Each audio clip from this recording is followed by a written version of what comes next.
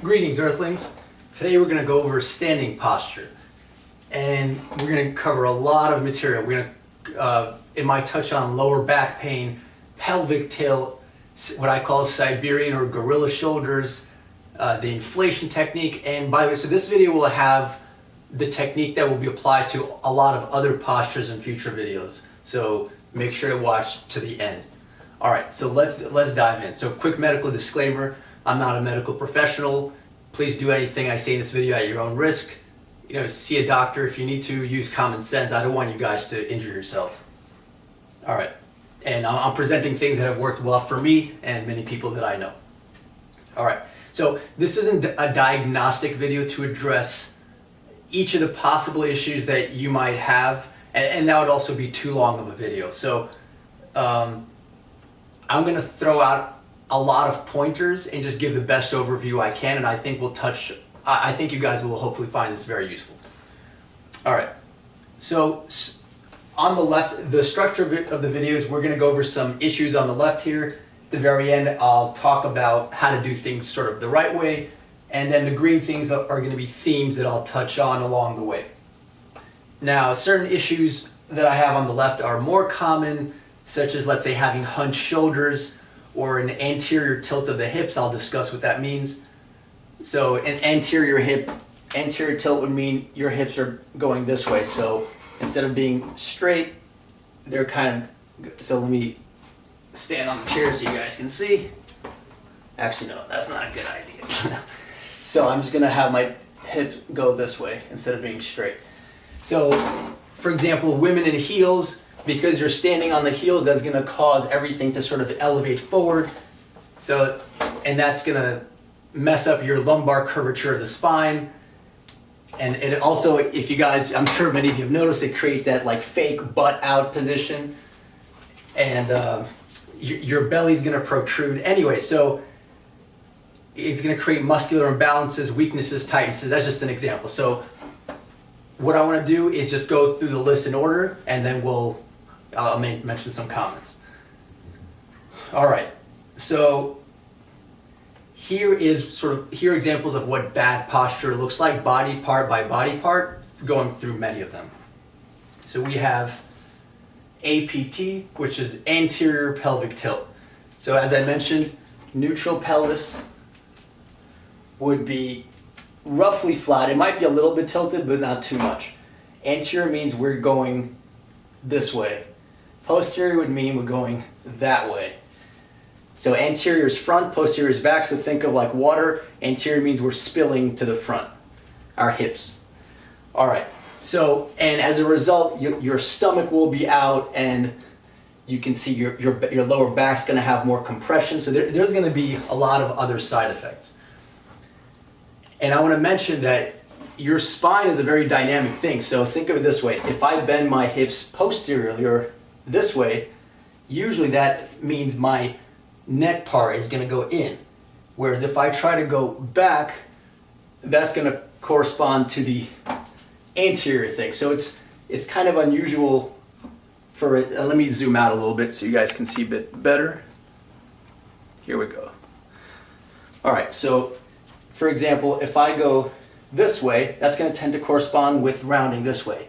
And together, see, so these go hand in hand, the upper and the lower. So if the top goes forward, usually the lower goes forward. And if this goes out back, that usually goes back that way. Not all the time, but just that tends to happen together. All right.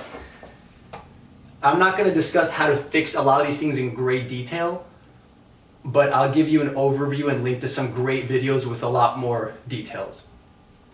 Essentially, it's going to involve strengthening and stretching the right muscles. So for example, for anterior pelvic tilt, if your hips are spilling out this way, one of the key things you're going to need to strengthen are your glutes, your butt muscles. So that's going to help it come back here. So it's going to be your glutes, your abs, minus the hip flexor. The problem with a lot of ab movements, and I'll link a video to this, is that let's say you're doing traditional crunches. When you're doing crunches, like your legs are coming together, or you're doing knee raises, you're also strengthening your hip flexors. So you have to find creative ways to strengthen your abs. So you want to do ab strengthening minus the hip flexors, but like I said, glutes are the main thing. Also, do not stretch your hamstrings. If you do have a posterior tilt, you probably will feel tight hamstrings, but the more you stretch your hamstrings, the worse it's going to get. The more and more it's going to get that way, and the more your lower back's going to hurt. So I want to emphasize that there's a root cause and then there's a compensation. So the hamstrings being tight is not the root cause. That's just a side effect. It's a compensation, or it's a result of the tight hip flexors and the weak butt muscles. So there, for example, so how can you strengthen? There's many exercises you can do. Deadlifting might be a good option because that's going to strengthen your entire posterior chain. So glute bridges. So if some of these terms you don't know what these are, you should just find a YouTube video or Google these. Glute bridges. You're basically lying on your back like in a crunch position, but you're just going to lift your butt off the ground this way. So we have glute bridges, hip thrusts, which is very similar, except your shoulders you're not flat on the ground, but you might be starting off already a little raise. So you're kind of this way, and then you're going to be raising your butt up. We have hip thrusts, we have a glute ham raise. So look that up. Glute ham raise is when your legs are locked in place and you're going to be lowering your body down, and to come up you're going to have to engage your hamstrings and your butt, that whole chain. Also, some lunges can be good, but like like a stretch. So for example, let me lean this down so you guys can see. So how do you stretch like your hip flexors? If you get into this lunge stretch, you should feel it over here. Make sure to tilt your pelvis this way and not that way.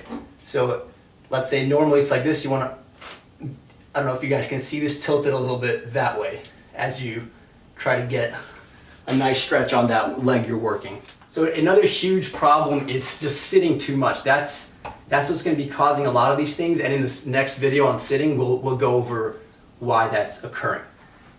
So try not to sit a lot, or if you have to sit a lot, take frequent breaks and get up. And sit properly as well, which we'll discuss.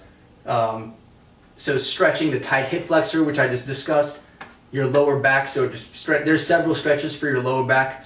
One might just be getting into a very deep squat. So let me show you guys how that would work. So instead of squatting down like this, you're actually going to go all the way down. You should feel it right over here. You should feel that right over here. So you have the deep squat that I mentioned. You can also do the sort of like the yoga legs over your head where you're lying on your back, but be careful not to stretch your hamstrings when you're doing that. So maybe keep your legs more bent and just loop them over your head if you feel like you're comfortable doing that. You might also want to stretch your lats, your sides, because they might be tight as well. And again, I'm going to link videos that'll go over this in more detail. This is just to give you a sense of what you might want to work on. Because the lats, they attach to your pelvis as well. So if that's tight, that's going to affect your pelvis. That's why we want to do the lats. So a reverse hyper. So reverse hypers are fantastic. So that involves basically lying down on an elevated surface, and you're going to raise your legs back. You're just going to raise your legs, and as you're raising, it's good to also kind of raise your head back a little bit, because remember we said that the spine works together. So if you raise this part, you want to raise this part as well. And I encourage you to check out Louis Simmons. He has a lot of stuff on reverse hypers. All right. Next, let's go to posterior tilt. So posterior is when we're going this way. So there's this guy I love on YouTube whose name is Master Wong. He has these martial arts video. And in his words, you got problem. So this is the posterior tilt. I would say it's sort of like the classic tired old people posture. When you're like, let's say you're sitting poorly in a chair and just everything's like sinking. This is going forward in the chair, and all right. So, and of course that goes along with a crooked neck. I'd say the main cause is probably sitting or standing with weight in an unusual position. So maybe you're holding a baby or you're a waiter or stuff of that nature. Now for the posterior pelvic tilt, a lot of it is going to be sort of the reverse of the anterior. except for the glutes. Again, it's going to involve weak glutes. But for the posterior, you might have, or you probably do have, overactive or tight abs. So you might want to stretch those out. You probably, and also hamstrings, you might want to stretch those out. And you have weak glutes, so strengthen the glutes. But the deadlift may not be the best option, because when you do the deadlift, it's gonna, if you're picking stuff up, it's working not just your butt, but it's also working your hamstrings. So you want to try to find an exercise that's not working the hamstrings as much, and that might be the hip thrust. Again, I'll include a great video that will talk more about this. You might even want to put a band around your knees, but again, watch the video. And also your obliques might be an issue. So to sum up the pelvis stuff, you don't want your pelvis too much this way, you don't want it too much this way, you just want it neutral. Now, I have sort of 3 different types of shoulder issues here. We have hunched, gorilla shoulders, and Siberian shoulders. Now what I'm terming hunched is just hunched over the top, so it's just going this way. The second one, the gorilla one, will be internal, so it's going this way. And by the way, the hunch and the gorilla tend to go together, so if you're this way, you're probably a little bit this way as well. The Siberian shoulders will be kind of like up and frozen. All right, so, and also if you have these 2 shoulder issues where they're either rotated inwards or a little over, one of the things that's happening is your chest is collapsing. So now you can't take a full breath because you've literally decreased the cavity where the oxygen goes. So, and gorilla shoulders, also known as bench press syndrome, as I call it, it's really common for people who only do the bench press, because in the bench press, everything's going in, right? So, well, that's not a good demonstration. So, you actually want to pull the bar apart. But the point is, anytime you're pushing things, you're going to tend to be doing internal rotation. So what does that mean? And by the way, so that means you want to be doing counter movements to do pulling motions.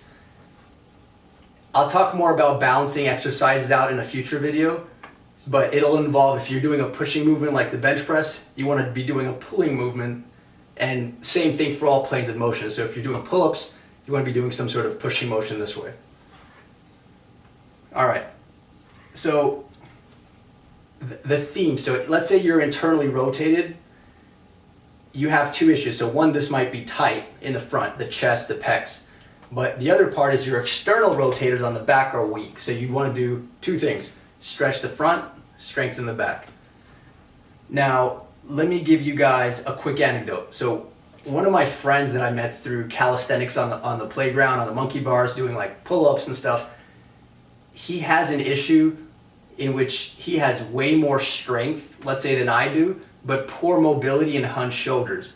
So he physically cannot straighten his arms over his head to do a perfect handstand. So like let's say I'm upside down. If I'm trying to do a handstand, my arms should be straight, but he can't get his arms past like over here. So he's really strong, but he just can't go anymore. So he needs to work on that mobility and not just do the movement for the sake of the movement. Now, so I told him he needed to improve his mobility, and in fact, I'd say most modern day people have this mobility issue, unless they're like athletes, swimmers, or yoga people. So again, I recommend really, I'll put some link, Jeff's stuff on Athlean-X is fantastic, and I'll have plenty of other stuff. So how do we fix some of these mobility issues? Well, let's talk about first the stretching the tight pecs. So you can do the doorway elbow stretch. This is your doorway, so let's say come up against the doorway. This is your doorway. Come here, and I'm gonna stretch this out, so I should feel it right over here. And you could change the height of your elbow if you want to stretch where you want to stretch it on the pec, lower or higher. Then you can, one of my personal favorites is the towel or the broomstick exercise. So, all right, so you take, and it can literally be anything. So I just happen to have like a broomstick or a mop. So you take a mop and grab it as narrowly as you can. So start really wide. Let me make this even more zoomed out. Here we go. So I'm gonna grab it really wide. And these are also called shoulder dislocates. So your goal is to try to get your hands, let me grab it right here, right behind your back and back again. Now that might be pretty easy. So what you wanna do is slowly grab it a bit narrower. And you're gonna keep doing this. So let's say I'm gonna go a little more. So now it's getting very challenging for me. And if I do it again, yeah, I can't do that. So a little wider, I can sort of work through that. So here's the idea. When I'm doing that, I am really stretching the living daylights out of the shoulder region. And for I told my friend who couldn't do that shoulder extension all the way here, that would be a great exercise to do for that purpose. Now, there's also skinning the cat, which is a gymnastics rings exercise, or you can do it on the playground if there's like little metal rings. And what you do is like what the kids like to do, you grab the rings, you try to kick your feet up and over. So once you're in this ball and you let your feet go behind you and fall. So you should end up in a position like this. Now, I don't recommend a lot of you guys just try that right away unless you're very physically fit, because you can injure yourself. So you might want to do it on a lower level, or that would be like the more advanced version. So an easier version, and something you can do almost anywhere, like let's say you're in the subway or on a bus or whatever, and there's a pole behind you, like a big nice metal pole. You can just put your hand behind it, take a step forward. So you're holding the pole, you can take a step forward and drop your hips a little bit, and you should feel, let me angle it this way, you should feel a nice stretch over here. And you can play around with the hand position, but that's a nice stretch you could do anywhere. Also, if you grab the pole this way and keep your arm a little straight, maybe even point your palm up a little bit, you can do a nice pec stretch as well. So, all right, so another mobility thing that I really like, and a lot of these things I won't just do when there's an issue, I'll do them for like my warm up. So shoulder circles. So to warm up, this is not quite the goal of the exercise, but to warm up, we might just do small shoulder circles going larger and larger. You're doing both hands. So you're going larger and larger, and then you're going the same thing forward. Now, once you feel like your muscles are a little warmed up, here's the actual exercise. So you want your fingers always pointing in. So you're going this way. I'm just gonna lower my height so you can see it. And as you go this way, you're gonna flip them so they still point in and go back. Now, and you're gonna flip them back. So here, at some point, I'm gonna flip my fingers back. Now, you wanna do this not slowly, but quickly. So fairly wide, because it's gonna help you break through some of that like scar tissue and increase your mobility. So like if I'm doing it for real, it's gonna look like this. And I like to do that one hand at a time so I can get more range of movement. So maybe 5 or 10 one way, 5 or 10 the other way, other hand 5 or 10 one way, 5 or 10 the other way. That's one of my favorites. So those are the shoulder circles. Now, as I mentioned, for the muscular exercises, you want to strengthen your external rotators. Again, this is if you're hunched in this way, your shoulders are this way. Now, there's many exercises, so I'll just mention 3 that I like to do. And these are 3 that I'll even do like on my warm-up or on my cool-down. So I'll just show them really quickly and then I'll give you details. So you want to keep your elbows tucked in and go this way. That's 1, 2, and the Y, so 3, or this way. So, but you need a little bit of resistance. The key is not too much. So you could have a band. So let's say there's a band going this way and I'm trying to pull out the band this way. Or I'm on my side with like 2 pounds, 5 pounds, not a lot, like maybe 10 pounds, but don't go more than 15 pounds. This is like not about the amount of weight. So 2 to 5 pounds should be great for starters. So you're on your side and you can go against gravity this way. Make sure to keep your elbow tucked, don't do that. Then this one, so you don't just want to do this. If you're doing this with like a 2-pound weight, you want to lean forward a little bit. So when you do this, you actually have tension the entire time. And so what that's doing when you're doing this, make sure your elbows are right here. They're not here. The idea is to work, you should feel it burn fairly quickly even with low weight. And then the third one is the Y. So you start out here and you go out diagonally like a Y. Again, I like to tilt a little bit because if I'm here, I only really feel it at the top. Like, no, I don't feel it all the time. So you want constant tension. So that's why I'll lean a little bit and then do that. And you might go a little bit here, a little bit higher, like work through all your angles. And when you're doing these, you want to make sure you're not bending your elbows. So you're not just doing that. You're not doing the disco dance. This elbow part is straight. All right. Now, if you have dumbbells, or I found a way to do a lot of these exercises on the rings. So if you have like a set of rings or TRX bands or whatever, you could take dumbbells, just take some dumbbells and do them this way, and that will work the external rotators as well. One really like easy way to do this one, by the way, with no band or dumbbell, is to go up to any like doorway or on the playground to any monkey bars or even like a subway pole or anything, and just do something like this. So let's say this is some sort of like immovable object right here.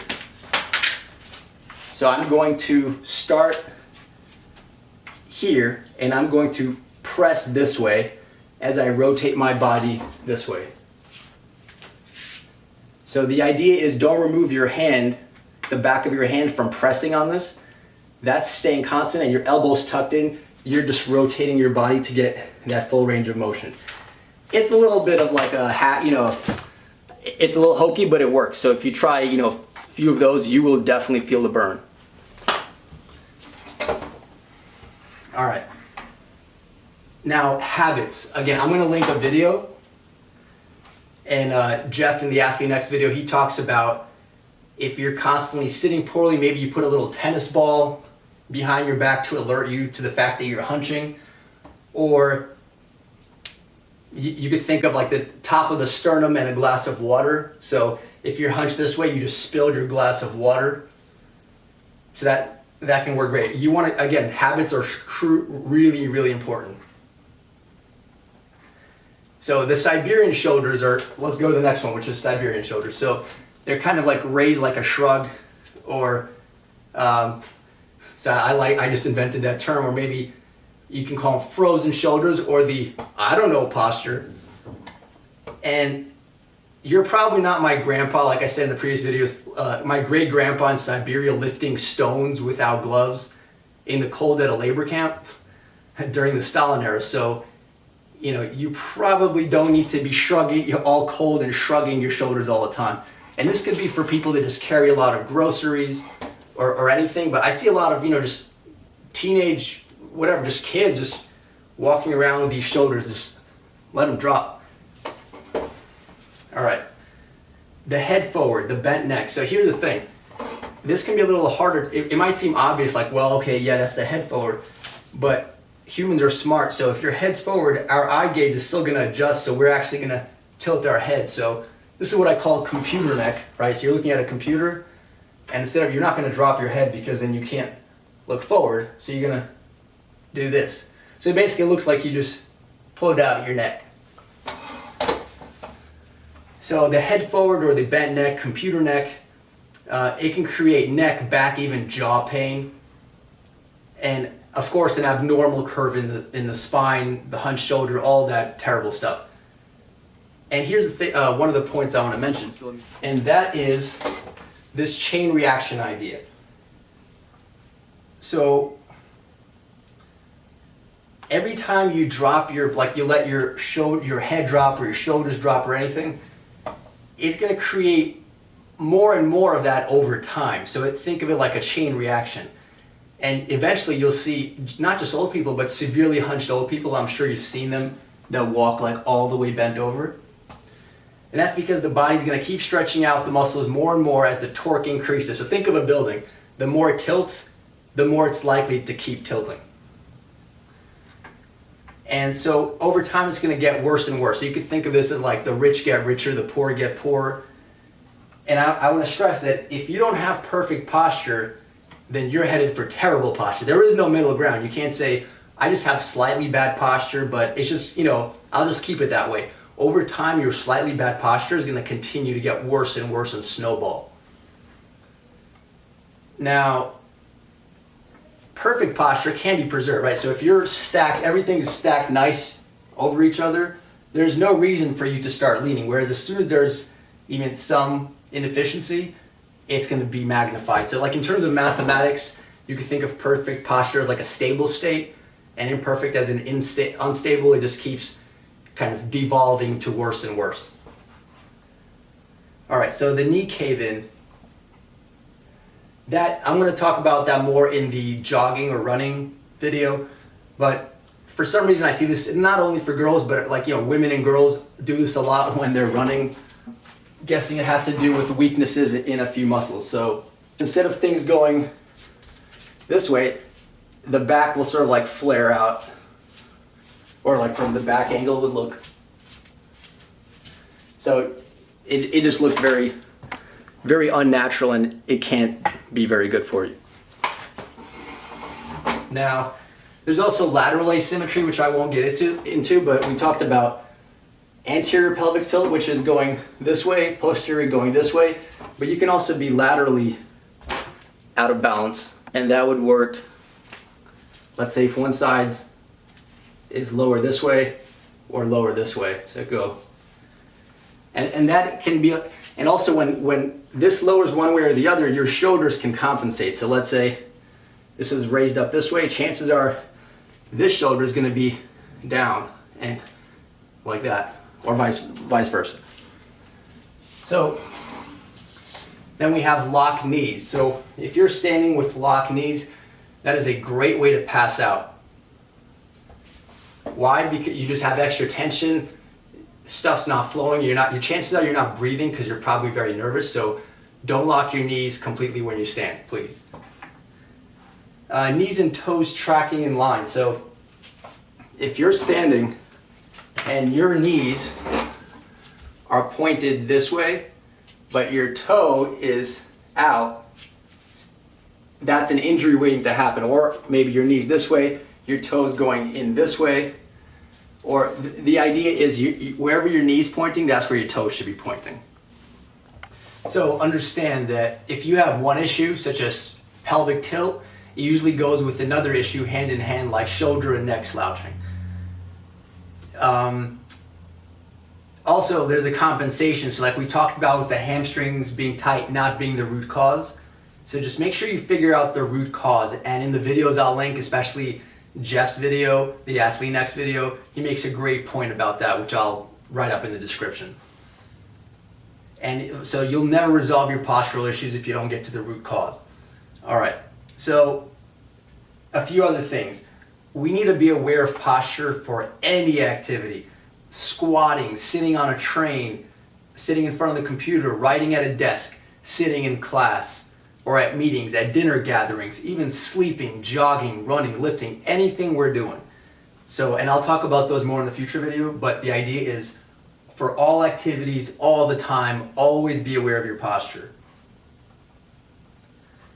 Now, generally dancers, gymnasts, Olympic lifters, yogis, soccer players, tennis players, and many other athletes have good posture because they're used to being ready to move and simply could not perform well with poor posture. So good posture is not just good for you as you stay still, but it makes you ready to perform actions in a safe and efficient manner. And we'll see that play out in the future videos. Now, finally, the part you guys have been waiting for, so hopefully that just gave you a sense of like what are some common issues. Now let's go to addressing it. So how do you have good posture? I want to emphasize, if nothing else, good posture should feel amazing. If it doesn't feel good, probably not good posture. And it's not just about how you stand when you're still, which we'll see in the next few videos. It's not a static thing, it's more of a dynamic thing, which I'll emphasize in just a bit. So if you're we'll talk about how you stand with good posture, but understand that no matter how great your posture might be standing, if you're stiff, you should be pliable and coordinate your posture, movement, and breathing properly. Breathing, which we'll talk about more later, followed by movement in conjunction, are basically your engines for staying relaxed. And if you're static, you're basically dead, or you're on your way to dying. So anytime you're standing still, if you've ever stood still for a long period of time, like on a train for 40 minutes or an hour, you don't feel good. Your legs get tired. You'll just start to feel tired. Whereas maybe you went for an hour walk with a friend, and you might feel tired, but you'll usually feel invigorated as well. So just know that even if you're standing, you don't want to be completely stiff. I'll talk about little things you can do, but don't think of standing as a completely static posture. All right. So we covered all the bad stuff, the good stuff. How do you fix it? The part you guys have been waiting for. There's at least 3 techniques. There's many, many more, but I want to just simplify. I know it's been a long video, but I wanted to give you guys a good presentation. So we have roughly 3 techniques.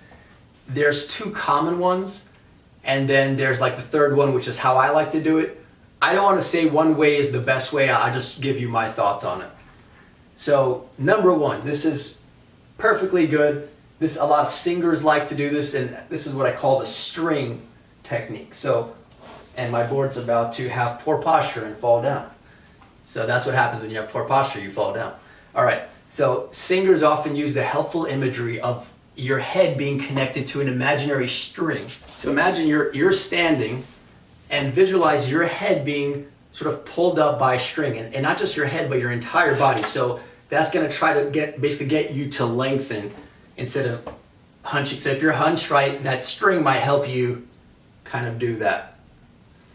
So I like the string visualization at the top of your head, which is pulling your entire body up. Others might refer to this as standing tall. So that's often the singer approach. So great. So the string, I'm a fan. All right. Number 2, this is what I call the Jeff approach from Athlean-X, and I love him. I love his stuff. I'll put his stuff in the description. And I think of it as a body part correction technique, where it's not really a holistic approach. It's addressing like what are the specific issues you have, which I think is very good on your journey to good posture. So he recommends, for example, the cool imagery of, rather than like, let's say you're bent over, he says you don't want to pull your shoulder blades back because now you're creating tension the other way.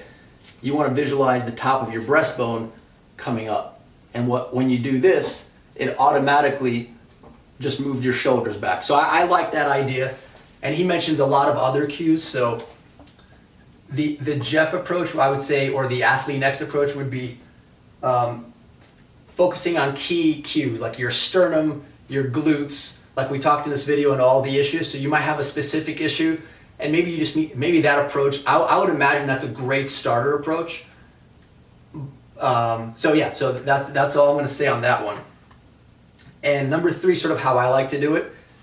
Like I said, all of these things are good, so do what works best for you. What I like to do is a combination of numbers 1 and 2. So I'll do a little bit of the string approach. I'll do a little bit of the specific body part correction, the sternum visualization, remembering to, let's say, use my glutes more. First, like if I have the anterior pelvic tilt, by engaging the glutes, you can straighten it. And various other things like keeping a dynamic, engaged core rather than like having be totally loose. So if you're this way, you engage your core a little bit, it can help you straighten. So that's numbers 1 and 2, but then also, in addition to 1 and 2, I want to focus on feeling good and making small iterative adjustments in the direction of what feels better. The reason I don't like to stick to a single technique, at least for myself, maybe as a beginner that's great, or if you have a specific, different issue. So I don't like to stick to a single technique like the string or just the sternum or the chest bone up, because I feel like if that's your one cue for perfect posture all the time, you can begin to abuse it and actually do it in excess. Like if you think of the sternum out too much, you can overdo it. The strength too much, you can even start to like you could start engaging your neck because you're just trying to lengthen out. So you don't want to do it in excess. And I guess if you use any technique poorly, it'll backfire. So like I said, you can, if I abuse any one of these techniques, I can notice tension creeping in. So that's why I like to do a combination of them as I see fit. And so what I like to do, this is the additional thing, which is listen to my body directly and make minor adjustments. This is also why we did the previous video. So in the previous videos before the posture stuff, we talked about body relaxation and tension, and we discussed the scanning and the directed breathing. So, and here's gonna be like the third technique incorporating this directly listening to your body. Part of making these small adjustments will also overlap with proper breathing, which we'll talk about in a future video. And as I do the deep breathing, or just, whatever you think is good breathing for now, here's the technique. So the cue word will be, the one word will be inflation, or to inflate. So I'm gonna visualize inflating my body in the areas where I feel tension to straighten it out without stiffening or excessive tension. So this should be familiar, like I said, if you've watched the previous video where you're scanning your body and doing directed breathing. It's exactly the directed breathing and scanning applied to posture. I don't like straightening is a dangerous term, because when you tell people to straighten up, they'll usually become tense, in holding the straight position. So for example, if you're slouching, let's say in the army, they're like, straighten up, soldier. You're gonna become overly rigid and straight. That's not, you appear to have good posture, but you're actually feeling very tense because you're not relaxed in that aligned posture. So let me give you guys an example of like what I mean when I say inflate to a perfect posture. So I think oftentimes posture is overcomplicated. And if you just think of it, like I said, a combo of the first two techniques, which are great, but also just inflate to a perfect posture from a bad one. And just become aware of what feels good. So let me give you guys an example. I'm gonna exaggerate, but I think you guys will get the idea. So let's say I'm like in a really terrible posture. I'm just gonna start breathing.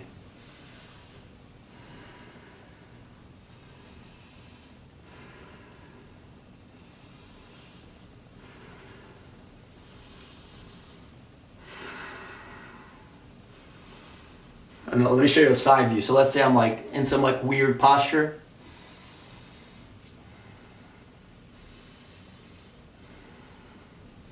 So using breathing, your body will naturally, almost like a balloon, like a hot air balloon going up.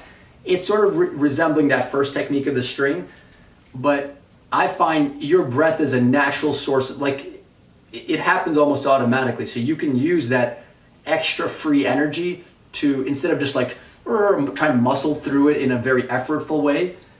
So if you feel like, let's say I'm like standing a little crooked, if I breathe, right, I can just go like this. If I'm like, if my back is tight, leaning back for some reason, it's very much linked to exercise. So if you guys are doing like deadlifts or some other exercises, if you're not breathing, you can't be doing any sort of serious exercises. So in terms of regular posture, the inflation, just breathing, will help you make those micro adjustments on top of the great technique. So, obviously if you weren't even aware, like let's say you had a glute issue or whatever, that's gonna be really helpful. But on top of that, like to me, the cherry on top is just inflate your way to good posture. And now, of course, if you can't figure it out, or if you feel pain or you're concerned, then perhaps you need to see a medical specialist or physical therapist, etc. So use your judgment on these things. Don't just say like, hey, I've just been walking around with pain and just watching YouTube videos. Like if you have serious pain, like debilitating pain, you might need to consult a medical professional. Now, this is I made this point earlier, but I want to make it again. So this is both a trivial but profound point at the same time. If you think about it, there is no such thing as a truly static movement or a truly static position. So not even standing, because that would actually involve, static means it involves no motion. So if you're static, like you think like, okay, I'm perfectly still. Well, you're breathing, right? So breathing is motion. So even in standing, there's dynamic motion happening. Your organs and cells and your brain, they're never perfectly still. There's always movement. Everything is dynamic. It could be like to a lesser or larger degree, but here's where I'm going with this. So for long periods of standing, I don't care how great your posture is, if you're like nice and relaxed and upright and straight. In fact, I've heard at least one Tai Chi and Qigong instructor say that there's a principle of not keeping your weight evenly on both feet, but always transferring the majority of your weight onto one foot. So let me just show you what I mean. So, like if I'm going to be standing for long periods of time, I may not want to stand equally this way. I might want to kind of like shift my weight, maybe not in such a visible way, but you want to get a little bit of movement in there. And by constantly transferring your weight, that's going to help prevent stagnation and getting that feeling of fatigue from the, just not having enough movement.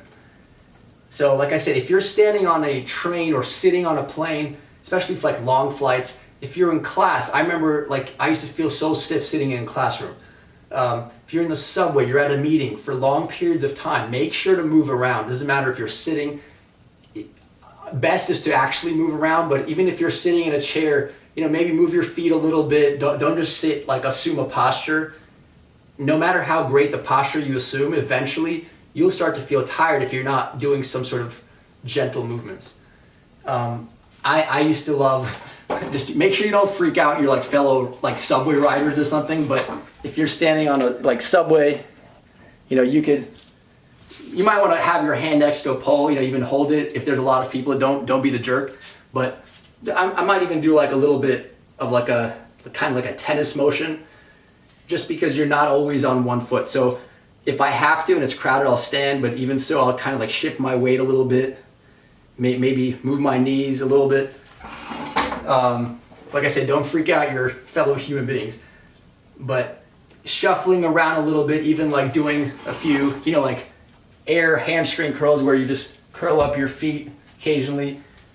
You want motion. So standing posture is great, but you don't, if I told you guys to stand like this for 20 minutes, it's not going to feel good after 20 minutes. So, and here's, we're going to wrap up now. So how do you like get started on fixing these things? Hopefully you have a lot of ideas. So I mentioned this mirror over here. So go ahead, take a look in the mirror, ask your friends, have them videotape you, stand sideways, stand in every which direction in the mirror and take a look. Like, do you notice, is something slouching, some of the things we talked about? That would be really great. The green stars just mean that I find that these are particularly bad for like escalating, but that doesn't mean the others aren't bad. So like if you have shoulders, especially with like older people, those shoulders are just gonna start to get worse and worse and worse. So in the next video, we'll go over sitting, and I hope this was helpful. So I'll see you guys next video. Let me know if you have any questions.